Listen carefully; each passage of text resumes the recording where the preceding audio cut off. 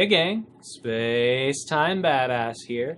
I hope everyone had a good Thanksgiving. Recently I've been going through some dental work and there's more to come, and it just kind of got me thinking about teeth and specifically lucid dreaming and bruxism, which is a condition where you grind or clench your teeth. I think it's the same whether you just do it, whether you're awake or you're asleep. I think it's the same condition, but I tend to do it unconsciously when I'm asleep. Typically, bruxism is related to stress, so the more stressed out you are, the more likely you are to do it. Specifically, I think it's interesting and something worth talking about because I never really realized that I did it until I started lucid dreaming.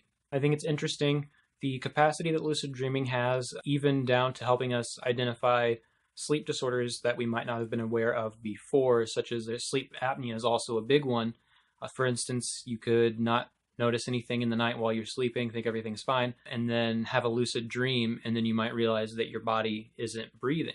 As well, sometimes you can also notice if you have an erratic heartbeat or something just doesn't seem right with that. With some of these things like sleep apnea, you may not realize it until you start sleeping in the bed with someone else, and like maybe they'll tell you. Or with like bruxism, clenching or grinding of the teeth, it's something that some people might notice in their day-to-day life anyway from doing it, either, or from just kind of waking up with a really sore jaw. If it gets really bad for me, like if I'm really stressed out, don't take the time to like really unwind and kind of relax before I go to sleep, it'll be really bad. And it never was bad before I realized that I had it, but I did notice it just doing it in dreams and stuff first when it appeared, because it's kind of a more recent development within the past, I think, 4 or so years for me. So yeah, there can be some pain in the jaw associated with that. So if you have that pain in the jaw when you wake up, not kind of sure why, it might actually be that. And another thing that actually really makes lucid dreaming beneficial with a sleep disorder, an undiagnosed sleep disorder, I should say, that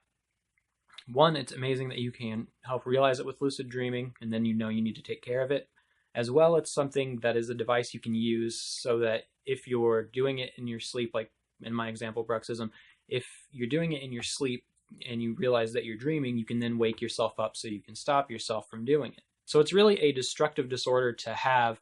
That's actually kind of 50% of what's going on with my dental work. Is part of it. I'm destroying my teeth from clenching them in my sleep, and the rest is genetics, but what can you do? It may seem like kind of a silly topic when it comes to lucid dreaming, but I'm just always amazed at all of the little uses that it has in ways that it can help improve our lives. From having fun to improving your mental state, even down to helping you know some signs so you can improve your health, is also really amazing. Another point that I think is pretty interesting, something that I haven't tried, but I think now that I mention it, I might actually give this a try, is to see if while I'm lucid in a dream and I notice I'm doing it, if I can make myself stop from doing it through like auto-suggestion or something within the dream. Because I have tried to make myself stop in the dream, but it was more physical, because in the dreams where I notice that, it's not like I'm in the dream and then, oh, my teeth start hurting. It's more like I'm in the dream, and then it's like when I notice that, I notice the rest of the physical body. So it's kind of like the dual body awareness. Some people might have experienced that. You can experience feeling your dream body with your physical body. But when that happens, I usually put the emphasis on my physical body so that I can try to start moving and stuff. I mean, it does kind of, a time or two, it's ended up in sleep paralysis, but I've never tried to actually mentally will myself from the dream setting to get myself to do that, because it's just been like me trying to move my body and wake myself up when I do it. But again, I think that's for the best. It is rather painful when you realize that it's happening in the middle of the night. Just imagine your jaw clenched as tight as it can possibly go and you have no control over it. It can get really painful. So that may be something that I might experiment on after all my dental stuff is done. I'm sure I'll continue to have the disorder well after that time. Just want to make sure I'm on a clean bill of health before I put that to the test. But I think that might be interesting to see how big of an effect the mind can have on the body in that situation. So yeah, just a kind of a pretty lax kind of what if video for you guys. But I thought since it's Thanksgiving, I'd take it easy, and I did say last week that I might not make a video today, depending on how I was feeling. And there is still some pain in I got the wisdom tooth over here removed, and then I have this side that's acting up now. Yeah, so I'm kind of going through a lot of pain. I didn't think I'd be able to do this, so I didn't really want to spend the time to structure something and be like, here it is. So I just thought I'd do this little video for you guys and say hey, even though I said I might not. So in the near future, guys, next week, obviously another Friday video.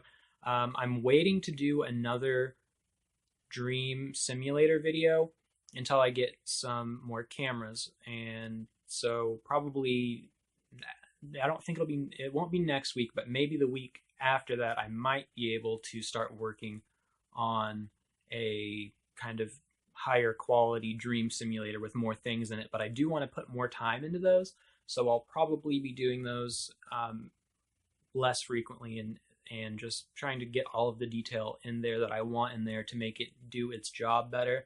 And I want it to get progressively more difficult, grammar. So yeah, guys, expect higher quality content here in just a few weeks' time, and I will probably go more in depth on that in another video because it's like a whole thing.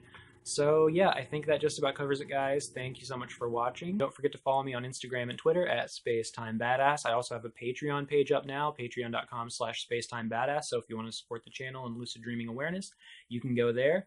Otherwise, there's also a Dreamleaf link, my affiliate link, down in the description box. So if you want to buy lucid dreaming goodies for yourself and also help the channel that way, you can do that. Also check out Team Lucid Dream, which is another awesome YouTube channel that I'm collaborating with a lot of great people with. And until next time, take it easy. Hey gang, Space Time Badass here.